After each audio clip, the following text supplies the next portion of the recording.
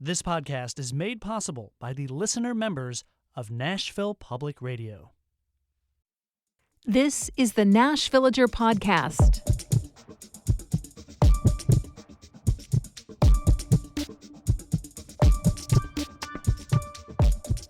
It's January 29th, 2025. I'm Nina Cardona, and this is your daily digest of what's happening around Middle Tennessee from Nashville Public Radio, WPLN News. On this day in 1929, the world of disability access took a big step forward right here in Nashville. A man named Morris Frank incorporated the Seeing Eye, the nation's first school for training guide dogs. The concept of using dogs to help blind people navigate their environment wasn't entirely new. Frank had learned about it from an article about efforts underway in Switzerland to train German shepherds to assist police, the military, the Red Cross, and most notably, World War I veterans who had lost their eyesight. The idea captured Frank's attention because he himself was blind, and so was his mother. I'm not sure if she lost her vision to disease or physical trauma, but according to an article on the Nashville Public Library website, Frank lost his sight in a pair of accidents. One eye was damaged at age 6, the other when he was 16. Despite those devastating setbacks, in an era when little assistance was offered to folks with disabilities, he was able to graduate from Montgomery Bell Academy and Vanderbilt University. He may have been the first person without sight to get a college degree at a Southern university.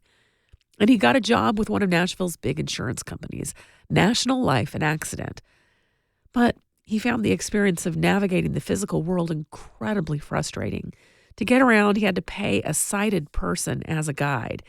He found that guide to be, annoying, too talkative, generally just incompatible with him. And it was a problem for his romantic life, too. He could only go out on double dates so that he'd have a friend on hand to steer him around. And people were just generally frustrating. Their pity may have been well-intentioned, but it still hurt. When Frank heard about the innovations going on in Switzerland, he reached out to an American dog trainer who was part of those efforts. Dorothy Eustace agreed to help him out, and Frank traveled to Europe to train with a guide dog of his own. And honestly, the voyage over there was just another example of how badly Frank needed a better solution. The ship's policies regarding disability were just plain humiliating. He was listed on the manifest under the same category as packages, not with the other passengers. He wasn't allowed to move around the ship the way other people did. Once in Switzerland, Frank and Eustace hit it off. He met the dog that he named Buddy, and they spent weeks practicing new skills together. All the while, Frank and Eustace talked about the need to somehow bring the guide dog concept to the United States. But they knew they'd need to prove its worth to other Americans. Meanwhile, word of this Tennessee guy trying a strange new thing somehow spread. So when Frank returned to the United States, reporters were waiting for him at the port in New York City, wanting to see if it could really be true. One reporter basically dared Frank and his dog Buddy to cross a busy street. There's a photo of that moment. A group of men with skeptical expressions are all around Frank. One even seems to be holding his hand out to stop anyone else from getting too close in case they might be tempted to reach out and guide him themselves. Frank seems pretty calm as he steps off the curb. The dog, Buddy, is focused. It was, of course, a success. Frank quickly sent a telegram back to Eustace, and the pair wasted no time getting their school idea off the ground. 7 months after that demonstration, the training program in Nashville was officially incorporated. And a month after that, the school graduated its first class of students, 3 instructors and 2 blind men with dogs. By the end of the first year, 11 dogs completed training. That first location for the school was right downtown, near the public square, and what was, at the time, Nashville's financial district. The city responded by becoming the first community anywhere to explicitly allow service animals in facilities such as public transit. And in his own life, Frank found that using a guide dog transformed his experience with other humans. Before Buddy, he said people seemed to try to avoid talking to him. But having a dog to break the ice made a big difference. In his own words, Morris Frank said Buddy led him to life. The Seeing Eye is still in operation as a guide dog breeding, training, and advocacy organization. Since 1929, it's trained more than 150,000 guide dogs. But if you're wondering why you never realized it was based here, that's because the school didn't stay in Nashville for long. After just 2 years in this city, the Seeing Eye moved to New Jersey, where it remains to this day. In just a few minutes, this week's edition of What Wear Wednesday. That's coming up after the newscast.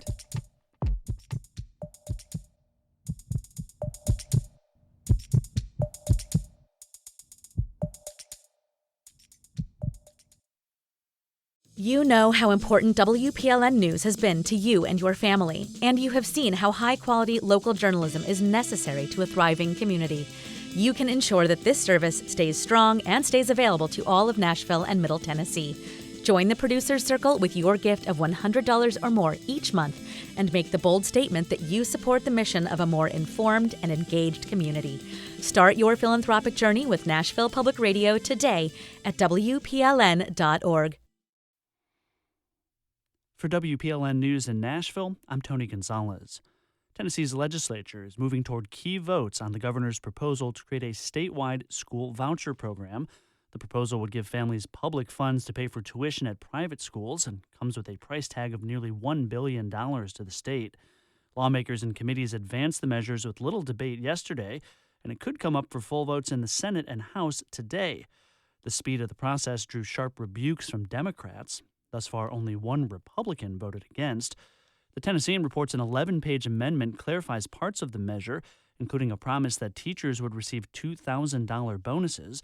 Lawmakers may require school boards to formally voice support of the voucher program to trigger those bonuses. Many school boards have been outspoken critics of vouchers. Another Nashville student has been charged under the state's law against making threats of mass violence. Police say they charged a 14-year-old boy at John F. Kennedy Middle School.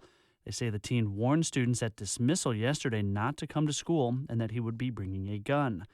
There have been 9 students arrested for threats since the fatal shooting inside Antioch High School 1 week ago. One of those threats was against the principal at that school, and 2 others included students making reference to what had happened there, according to police. Students at Antioch High School continued protesting on their campus yesterday. School officials said that students organized the rally themselves. Hundreds of them filled one side of the football field's bleachers. They carried signs with messages like, "Am I next?" and "I want to attend my graduation, not my funeral." Speakers lined up on the track below that included an Antioch student, Bryson Williams. He shouted the group's goals into a megaphone. Today, we are gathered here so we can pass a gun law.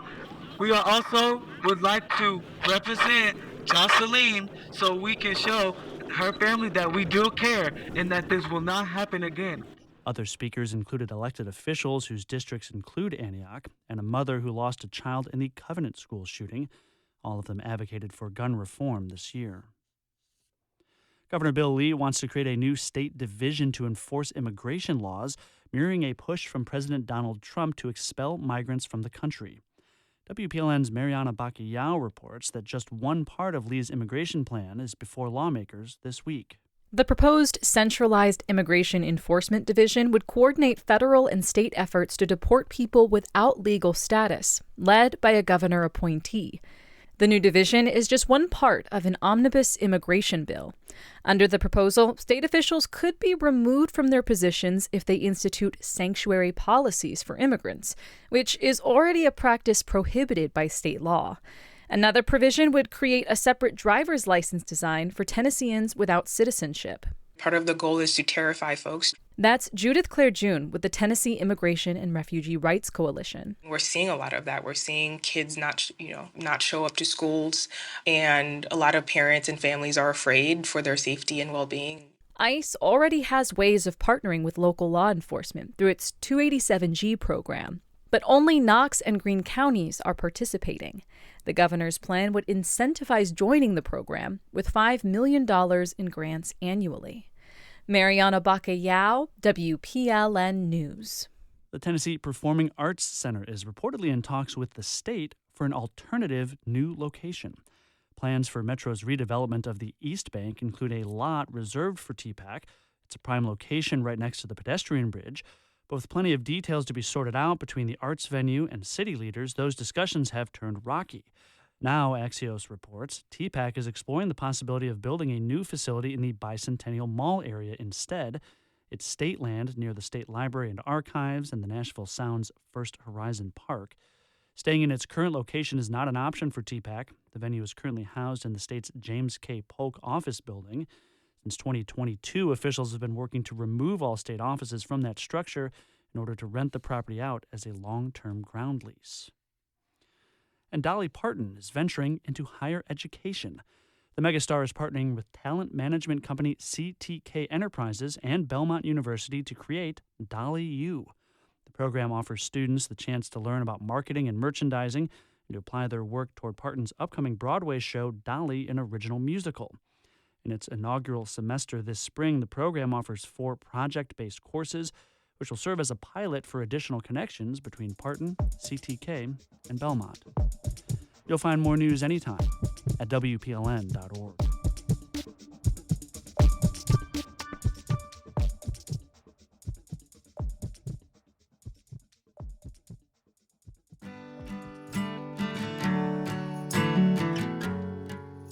I'm Marquise Munson, here with another edition of Nashville Public Radio's What Where Wednesday, keeping you up to date with the happenings in Nashville this week. Live music opportunities range from WNXP presents Jordana tonight at the Blue Room, to Rubble Bucket at the Basement East on Thursday, and Lily Hyatt with Bats at the Blue Room on Friday. For more events, head over to WNXP.org/events. Little did I know I'd have no clue. Many would turn to view. Maybe my love I'd once called you. This week for What Were Wednesdays, we discuss 615 Indie Live, happening this Saturday at various independent music venues across Nashville. Chris Cobb, President, Music Venue Alliance, Nashville. MVAN, because the name's too long. We formed in 2017.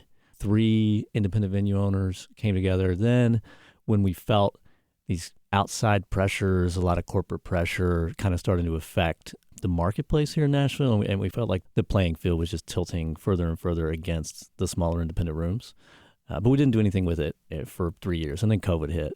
And we remembered, hey, we have this nonprofit that we started, and we need it now more than we ever have. And so it really got revived during COVID and has been active since then. We're a membership organization, so we represent independent venues and promoters in Nashville, Tennessee. I think we have 15 or 16 members at the moment, and we're here to support those members in any way that we can. Typically, that looks like advocating on their behalf at the metro level. Things like parking has been a big one recently that we could talk about. We've done a lot of work there. Anywhere else we can do that. And then any other way that we can support. And 615 Indie Live is that big initiative this year to support those members. Cigarettes on a windy afternoon, leather jacket and a cool boy attitude. Sometimes I think about you and the times we would drink at the park. We're Music City, baby. So, we got to put our money where our mouth is. If we're talking really high level, are we Music City or are we Football City? Let's be honest about it. Where are the resources going? And these things don't happen by accident. We didn't become Music City by accident, and we're not going to stay Music City by accident. And when we're talking about Music City, if we want to talk about essential foundation level of that, economically and culturally, it's these independent venues. Without them, we lose a lot of that music in our brand, in our name, in our history, in our culture. We didn't have a lot of time to put this thing together. We built this plane as we were flying it, but there were a lot of happy accidents, I think, that took place in there. I think our overall diversity in our lineup, musically, demographically, et cetera, it happened organically and naturally. And it happened organically and naturally because every one of these venues programmed their own stage. Now, we did it collaboratively. We talked. One of MVAN's pillars that you have to attest to if you're joining as a member is that you value collaboration over competition. And I think the programming of this event really exemplifies that our members, the independent venues in Nashville, believe that. They practice that. Every venue programmed their own stages. They communicated to make sure that we avoided, as much head-to-head as we could, and made it a collaborative event, a diverse event that was reflective of Nashville. And I think they did a really good job.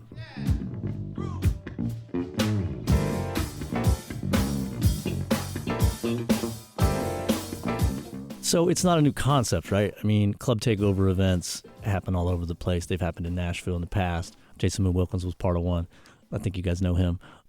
So not reinventing the wheel, but I think the new part for us is the why we're doing it. And that idea of supporting the independent sector, supporting like that foundation level of the ecosystem here in Nashville is a bit different, at least from the ones that we've done here. Free Week in Austin was a big inspiration for me. If you're familiar with that event that's been going on for a number of years, they actually do 2 annually, which I hope we're able to do here as well. Once this one goes well, we'll move into planning our next one. But there's a couple of events, similar events like this in different markets across the country. Club takeovers that are intended initially just to support the clubs that the shows are happening in a number of ways. One of the main underlying goals of this event is to drive new business into these places. And that means changing hearts and minds to change habits, right? And so, some of the message is go somewhere you've never been. Go check out a venue that you haven't been to or that you don't go to regularly. Go see an artist perform that you're not familiar with. So go find your new favorite place. Go discover your new favorite local band. And then practically what we had is, the bookers who book these venues every day say, oh, I'm torn. I want to put something new and different and take a chance on the stage. But at the same time, this is going to be a big deal. A lot of people are going to be talking about my venue. I want to make sure that I'm putting something up there that is like the best representation of what we do. Ultimately, I think it just gave us a really nice mix. For more information about 615 Indie Live and other events happening this week, visit WNXP.org. My name is Marquise Munson, and thank you for listening to another edition of What Were Wednesdays.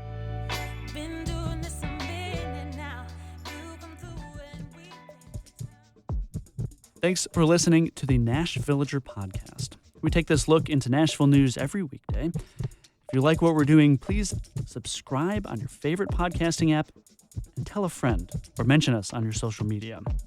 And of course, everything at WPLN News is listener supported.